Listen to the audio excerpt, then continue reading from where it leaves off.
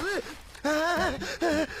இட்லி எப்பா இட்லி போட்ட ஏசமான எவ்வளவு பெரிய பூகம் வந்தாலும் சரிடா நீ ஒரு ஆள் எஸ்கேப் ஆயிருப்பா. வெல்கம் டு எரக்ஷன் சேனல். எங்களோட வீடியோஸ் உங்களுக்கு பிடிச்சிருந்ததுன்னா லைக் பண்ணுங்க, கமெண்ட் பண்ணுங்க, ஷேர் பண்ணுங்க, மறக்காம சப்ஸ்கிரைப் பண்ணுங்க. ஓகே, இப்போ என்ன வீடியோ பார்க்கணும்? மேனுஃபேக்சர் சேனல்ல தான் பார்க்க போறோம். ரிஜிஸ்டர் போட்ட வீடியோ தான் பார்க்க போறோம். பார்க்கலாமா? ஆண்டாண்டு காலமா நமக்கு பரிச்சயமான ஃபேமஸான ஏகப்பட்ட கம்பெனிகள் நமக்கு தெரியும். அவங்க ஃபேமஸானதுக்கும் பரிச்சயமானதுக்கும் முக்கியமா ஒரு ப்ராடக்ட் காரணமா இருக்கும். ஆனா நம்மளுக்கு நல்ல பழக்கப்பட்ட அந்த கம்பெனிகளே யாருக்கும் தெரியாம சில சீக்ரெட்டான பொருட்களையும் வித்துருக்காங்க, வித்துக்கிட்டும் இருக்காங்க. காபி ஃபிளேவர்ல வந்த ஃபேமஸான சிப்ஸ்ல இருந்து கறி வித்து லாபம் பார்க்கற பயங்கரமான கார் கம்பெனி வரைக்கும் ஏகப்பட்ட சீக்ரெட்டான கம்பெனி பொருட்கள் வீடியோக்குள்ள வெயிட்டிங்கிறதுனால வெல்கம் டு தி வீடியோ. இதுதான் அந்த கம்பெனில இந்த மாதிரி ஒரு ப்ராடக்ட் வைக்கிறாங்க தெரியாத மாதிரி. கோல்கேட் மீல்ஸ் கல்லு வளர்க்குற பேஸ்ட்லயே உப்பு, புதினா, பட்டை, கிராம்பு, லவங்கம்னு பிரியாணி மசாலால இருக்க எல்லா மேட்டரையும் இறக்கி விட்ட கோல்கேட். ஒண்ணே கோல்கேட் ஆட் வருது பத்தில. இறக்குனாங்க டூத் பேஸ்ட் ஓட்டு. என்ன நுர வருமா? யாருக்கு தெரியும்? 1980ல கோல்கேட் கம்பெனி ஃப்ரோசன் பீஃப் லசானியான்னு ஒரு ப்ராடக்ட் எடுத்தாங்க. என்னங்க ஒரு தோசை சுட்டவனுக்கு துப்பாக்கி எடுத்து சுட தெரியாதா? டேஸ்ட் இருக்குமா உள்ள? பர்பஸையே பயங்கர ரெஃப்ரெஷிங்கான ஸ்மெல்ல கொடுக்க முடிச்ச நம்மளால அதையே கொண்டு வர முடியாதுன்னு ஒரு கணக்குல தான் இந்த பீஃப் லசானியான்னு ஒரு புது ப்ராடக்ட் லான்ச் பண்ணாங்க. ப்ராடக்ட் லான்ச் பண்ண வரைக்கும் பரவாயில்ல. ஆனா அவங்க பேர்லயே லான்ச் பண்ணதுதான் பிரளயமாச்சு. காரணம் கோல்கேட்னு கேட்டாலே எல்லாருக்கும் டூத் பேஸ்ட் தான் ஞாபகம் வருது. யாருக்கும் அப்படியே சுட சுட தட்டுல வச்சு சாப்பிடுற மாதிரியான ஐடியாலாம் வரல. அது கஸ்டமர்களுக்கே ரொம்ப அந்நியமாப்பட்டதுனால அதை ட்ரை பண்ணலாம்னு வாங்கினாங்களே தவிர ஏகப்பட்ட பேர் வாங்காமே தவிர்த்துட்டாங்க. இதனாலேயே மார்க்கெட்ல இருந்து கொஞ்ச நாள்லயே தடை இல்லாம காணாம போச்சு. இதெல்லாம் யார் வாங்குவா? Apple console. கேமிங் பிரியர்களுக்கு நிட்டெண்டோனா என்னன்னு தெரியும். ஆனா இந்த பிளே ஸ்டேஷன் நிட்டெண்டோக்கு போட்டியா ஒரு டைம்ல ஆப்பிள் இறங்குனாங்க. அது உங்களுக்கு தெரியுமா? அது 1990கள் காலகட்டம். வீடியோ கேம்ஸ் மேல மக்களுக்கு பயங்கரமான ஈர்ப்பு இருந்தப்போ, வீடியோ கேம்ஸுக்கு பல மில்லியன் டாலர் மார்க்கெட் இருந்தப்போ அப்படின்னு பலம் என்ட்ரி கொடுக்கணும்னு பலமா முயற்சி பண்ணாங்க. அதுக்காக பேண்டாய் கம்பெனியோட சேர்ந்து 1996ல ஆப்பிள் பிப்பின்ங்கிற பேர்ல ஒரு கன்சோல் உருவாக்குனாங்க.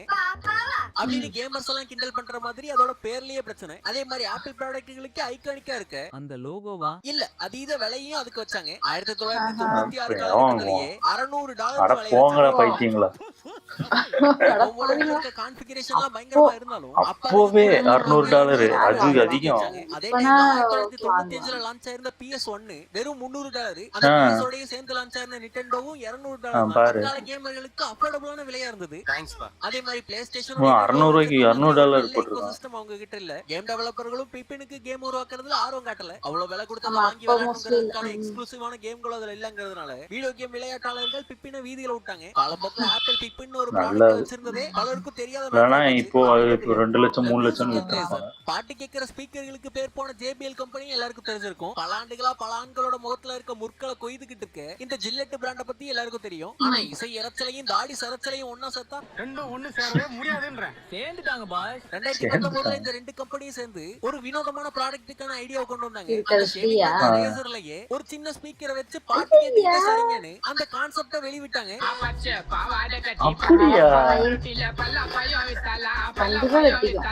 தாடியை வலிச்செடுக்கிற எக்ஸ்பீரியன்ஸ்லயே ஒரு இசையை கலந்த மாதிரி ஒரு புதுவிதமான கான்செப்ட்ல கொண்டு வரோம்னு விளம்பரம் விட்டாங்க. குறைஞ்ச மக்கள் மட்டுமே வாங்கக்கூடிய லிமிடெட் எடிஷனா வரப்போகுதுங்கும் போதே வரவேற்பு இருந்தாலும் ஆனா இதை பிராக்டிக்கலான ப்ராடக்ட்டா கொண்டு வரதுக்கு அவங்களால முடியல. கான்செப்டாவே காணாம போயிருச்சு.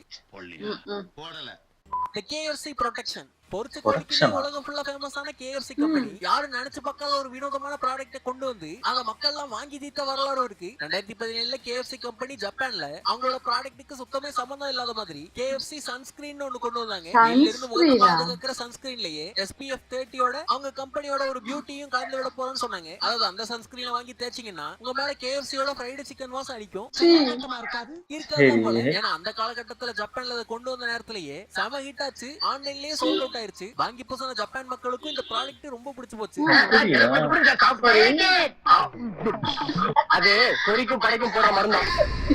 மீட்ஸ் வேகன் Volkswagenங்கிற பிராண்டோட பெருமையே அவங்களோட கார்கள் தான். குட்டி மீசக்காரர் ஆட்சி காலத்துல இருந்தே ஜெர்மனியில உருவாக்கப்படுற இந்த Volkswagen காரு உலகம் முழுக்க அவங்களோட மார்க்கெட்டை கார்ல தான் பிடிச்சு வச்சிருக்காங்கன்னு நினைச்சீங்கன்னா அது மட்டும் கிடையாது. நம்மள பலருக்கு தெரியாத Volkswagenோட இன்னொரு சீக்ரெட்டான ப்ராடக்ட் தான் அவங்க விக்கிற இந்த சாசேஜும் ஹாட் சாஸும். நீங்க கேட்டது கரெக்ட் தான். ஹாட் டாக் நடுவுல வைக்கிற அந்த கறியை Volkswagen சக்சஸ்ஃபுல்லா எடுத்துக்கிட்டு இருக்காங்க பல ஆண்டுகளா. அதாவது 1973 காலகட்டத்துல அவங்க ஃபேக்டரியில ஒர்க் பண்ற மக்கள் கேண்டீன்ல போய் சாப்பிடுறதுக்காகவே அவங்களே ஒரு சாசேஜ் பிராண்ட உருவாக்குறாங்க. அதான் Volkswagen கறி வர்ஸ்ட். இதை தொடர்ந்து சாப்பிட்ட வர்க்கர்கள் எல்லாருக்கும் ரொம்ப ரொம்ப பிடிச்சு போக மக்களுக்கு இது மேல ஒரு விருப்பம் இருக்குன்னு தெரிஞ்ச Volkswagen கம்பெனி பொது விற்பனைக்கு கொண்டு வந்தாங்க. இதை மெயின் பிசினஸ்க்கு வந்து மார்க்கெட்லயும் பயங்கர சக்சஸ். கார் வித்த கம்பெனி கறியை விற்கும் போதும் கூட்டம் அள்ளுச்சு. அதுல இருந்து சாசேஜ்கள் அவங்களோட மெயின் பிசினஸ் லைன்லயே வச்சிருக்காங்க Volkswagen. ஏன் 2024 காலகட்டத்துலலாம் காரை விடவே அதிக சேல்ஸ் உங்களுக்கு கிடைச்சது இந்த கறி வர்ஸ்ட் மூலமா தான். அதனாலேயே அப்ப இருந்து ஒரு ஹாட் சாஸை லான்ச் பண்ணாங்க. அது மக்கள்கிட்ட பிக்கப் ஆச்சு. அதனால காருக்கு பேர் போன அந்த கம்பெனியே தான் கறியால செய்யப்படுற சாசேஜ் வித்துக்கிட்டு இருக்காங்கிறது அறியாதவங்க அறிஞ்சுக்கங்க. மெக்டொனால்ட்ஸ்னாவே அவங்களோட பிக் மேக் பர்கர், அவங்களோட ஸ்பெஷலான ஃப்ரெஞ்ச் ஃப்ரைஸ்னு அவங்களோட ஃபேமஸான ப்ராடக்ட்ல ஞாபகம் வரும். அந்த கோமாளியும் தான். ஆனா அதே மெக்டொனால்ட்ஸ் கம்பெனி தான் ஒரு புது ப்ராடக்ட்டை இறக்கி அரும்பாடுபட்டு அடியும் வாங்கினாங்க. அது பலருக்கும் தெரியாது. அதாவது 1980 காலகட்டத்துல ஃபாஸ்ட் ஃபுட்ல சக்கப்போடு போட்ட மெக்டொனால்ட்ஸ் ஃபேமஸான இன்னொரு ஃபுட்டா இருக்க பீட்சா பக்கம் தலை திருப்பினாங்க. கம்பெனியோட ப்ராடக்ட் வரிசையில பீட்சாவையும் சேர்த்து லைட்டா அகட்ட முயற்சி பண்ணாங்க. அதுதான் இந்த மெக்டொனால்ட்ஸ் பீட்சா. ஆனா மெக்டொனால்ட்ஸோட வாடிக்கையாளர்களுக்கு அந்த பீட்சா சுத்தமா பிடிக்காம போயிருது. அதான் சில கம்பெனிக்கு பண்ண தெரியாது. ஃபாஸ்டா கொடுக்கறதுல தான் பேர் பண்ணுவாங்க. பீட்சாவை அந்த மாதிரி வேகத்துல செஞ்சு கொடுக்க முடியாதுங்கறத தாண்டி எல்லா இடத்துலயும் ஒரே மாதிரியான டேஸ்ட் இருக்க பீட்சா உருவாக்குறதுலயும் திணறாங்க. அத அவங்க எதிர்பார்த்த சக்சஸ் கொடுக்கலங்கிறதுனால அறிமுகப்படுத்தின பல கிளைகள்லயும் அந்த ஒரு இலையை மட்டும் புடுங்கி எடுத்துட்டாங்க. ஆனா இப்பவும் அமெரிக்கால ஒரு சில இடங்கள்ல மட்டும் இந்த மேக் பீட்சா வித்துட்டு இருக்காங்க. அதை ஒரு குரூப் ஆஃப் மக்கள் சாப்பிட்டுக்கிட்டு தான் இருக்காங்க. எல்லாருக்கும் டெஸ்லா கம்பெனி தெரியும், அதை நடத்துற எலான் மஸ்க் தெரியும். ஆனா யாருக்காவது அவங்க சாராய பாட்டில் வித்தாங்கன்னு தெரியுமா? அத குடிச்சிட்டு டெஸ்லா கார கூட ஓட்ட முடியாது. பாயிண்ட். அதாவது 2018 எலான் மஸ்க்கு வந்த ஒரு வினோதமான ஐடியால 2020 டக்கீலாங்கிற சாராயத்தை அடைச்சு வச்சிருக்க இந்த டெஸ்லா கியூலாங்கிற பாட்டில வெளிய இருக்கு. வாங்குற மாதிரி இந்த ஃபிளாஷ் ஒரு ஒருத்தர் உண்டு, அவரோட சிம்பிள் மாதிரியே இருக்கு. காரணம் டெஸ்லா வேரியன்ட்லாம் வெளிய வெயிட் பண்ணிட்டாங்க. சசாம் இல்ல, யூனிக்கா இருக்கறத தாண்டி அந்த பாட்டில் முழு சசாம் இதுவும் அதே மாதிரி தான், மினல் மாதிரி தான். விரும்பி டெஸ்லா வேரியர்களுக்காக வெளியிட்ட அந்த ப்ராடக்ட் $250, அதாவது 20,000 ரூபாய்க்கு மேல பாட்டில் மாதிரி இல்ல, அழகா இருக்கு பாக்குறது. நிக்குது, அது சும்மா வச்சாலே நிக்குது போல இருக்கு. அந்த மாதிரி தான் தேவை. பேஸ் பண்ணி இருக்க ஃபுட் ப்ராடக்ட் கம்பெனிகள் அடிக்கடி அவங்களோட ரேஞ்ச் அதிகப்படுத்தி பார்க்கிறதுக்காக புது ஃபிளேவர்களை ட்ரை பண்ணி பார்ப்பாங்க. அப்படி ட்ரை பண்றத பயங்கர விளம்பரப்படுத்தியும் பார்ப்பாங்க. ஆனா அதே லைன்ல வர லேஸ் கம்பெனி புது ஃபிளேவர்ல ஒரு ப்ராடக்ட்டை விட்டு அத சத்தமே இல்லாம மார்க்கெட்ல இருந்து சைலண்டா ரிமூவ் பண்ணிட்டாங்க. அதாவது 2014ல புது ஃபிளேவர்ல கொண்டு வரணும்ங்கற கியூரியாசிட்டியோட டூஸ் ஆஃப் ஃபிளேவர்னு ஒரு கான்டெஸ்ட் நடத்துறாங்க லேஸ் கம்பெனி. அதுல வினோதமான சில ஃபிளேவர்களை கொடுத்து அதுல மக்கள் எதை தேர்ந்தெடுக்கறாங்களோ அதை கொண்டு வரதுதான் போட்டி. அதன்படி அவங்க கொண்டு வந்த ப்ராடக்ட் தான் லேஸ் சிப்ஸ் கேபிச்சினோ ஃபிளேவர்ல. கேபிச்சினோவா? குர்மா. அதேதான் அப்பள ஊத்தி குடிக்கிற சிப்ஸ்ல போட்டு காபி ஃபிளேவர்ல ஒரு சிப்ஸ் கொண்டு வந்தாங்க. அது கொஞ்ச நாளைக்கு மட்டும் மார்க்கெட்ல வெளிய விட்டுப்பாங்க. வாங்கிட்டு எல்லாரோட மூஞ்சிலயும் வாட்டும். இந்த விபரீத முயற்சி எல்லாம் மறுபடியும் எடுக்கிறது பிஸ்கட்டா வந்தா கூட நல்லா இருக்கும். சத்தமே இல்லாம உருவிட்டாங்க மார்க்கெட்ல இருந்து. வரட்டி ஃபிளேவர்ல ஊற்றுந்தா பிளாக் டீயா? தி சீக்ரெட் மேகி நூடுல்ஸ் வாங்குறவங்க கடைக்கு போற பல இந்தியர்களோட கடலை பளிச்சுன்னு படுற பழக்கப்பட்ட ஒரு பிராண்ட் தான் இந்த மேகி. ஆனா பலருக்கும் தெரியாத சீக்ரெட்டான ஃபிளேவர்களை இவங்க இந்தியாவுக்கு தகுந்த மாதிரி இறக்குனாங்க ஒரு டைம்ல. அதாவது 2015 ஜூன்ல உடலுக்கு தீங்கு விளைவிக்கிற சப்ஸ்டன்ஸ் கலக்குறாங்கன்னு மேகியை பேன் பண்ணி விட அதே 2015ல ரீலான்ச் ஆனாங்க மேகி. வந்தவங்க இந்தியர்களுக்காகவே சில ஃபிளேவர்களையும் எடுத்துட்டு வந்தாங்க. அதுல அம்ரித்சாரி அச்சாரிங்கிற பேர்ல ஊர்கா ஃபிளேவரை பேஸ் பண்ண ஒன்னையும், பெங்காலி ஜால்ங்கிற பேர்ல பெங்கால் மக்களுக்கு பிடிச்ச மாதிரி 5 மசாலாக்களை கலந்த ஃபிளேவர்லையும், மும்பையா சட்டாக்குங்கிற பேர்ல மும்பை சாட் மசாலாவை பேஸ் பண்ண சூப்பர் சென்னைங்கிற ஃபிளேவர் தமிழ்நாடு பேஸ் பண்ண ஒரு ஃபிளேவர் கொஞ்ச நாளைக்கு மட்டுமே மார்க்கெட்ல இருக்க லிமிடெட் எடிஷன் மாதிரி விட்டாங்க. அது மேகி வெறியர்களுக்கு கூட தெரியாத ஒரு சீக்ரெட்டான ப்ராடக்ட்டா ஒரு இப்படி விட்டுருந்தா கூட வாங்கிருப்பாங்க நிறைய. கமெண்ட்ல சொல்லுங்க. இந்த வீடியோ இதோட முடியுது. தெரியல, சீக்கிரம் எடுத்துருப்பாங்க போல. மேபி அது வேற கலர்னா வாங்கிருக்க மாட்டாங்க. நம்புறேன். முடிஞ்சா கண்டுபிடிங்க. பாட்டா? இது ஒரு ஃபேமஸான பாட்டுங்க.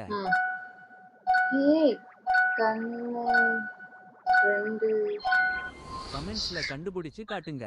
இந்த வீடியோவை லைக் பண்ண தட்டி விடுங்க. சேனலுக்கு புதுசா அதுல போடுங்க. வீடியோல நான் பார்த்ததுக்கு ரொம்ப நன்றி. இதே மாதிரி இன்ட்ரஸ்டிங்கான வேற ஒரு வீடியோல மறுக்க வந்து மீட் பண்றேன். இதுதான் உங்க மேங்கோ ஃபேக்ட்ஸ். சூப்பர், நல்லா இருந்துச்சு. ஆனா மேகியில அப்படி ஒரு ஃபிளேவர் வந்திருக்குன்னு உண்மையிலே தெரியல. ஏன்னா நம்ம ஃபுல்லா மேகினாலே அந்த மஞ்சள் கலர் தான் பார்ப்போம். ஏன்னா நான் எனக்கு தெரிஞ்ச வரைக்கும் மேகி இல்லைன்னா மட்டும்தான் அந்த ஏபி மற்றதெல்லாம் வாங்கி தின்பனேன்.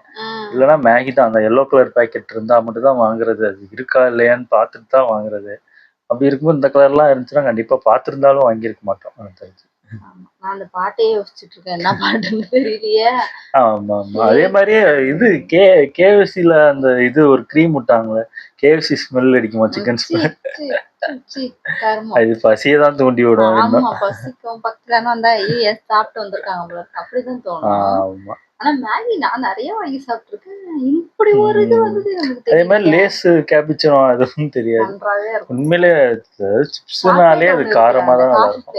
சாக்லேட் காப்பிக்காவா என்னமோ ஒரு ஆமா, மினி பைட்டா என்ன பைட்ஸ்ன்னு ஒன்று இருந்துச்சு. அந்த மாதிரி இருந்தா தான் நல்லா இருக்கும். இதெல்லாம் அதான் பிஸ்கட் மாதிரி ஏதாவது இருந்துச்சுன்னா நல்லா இருக்கும். தவிர சிப்ஸ் எல்லாம் நல்லா இருக்காது.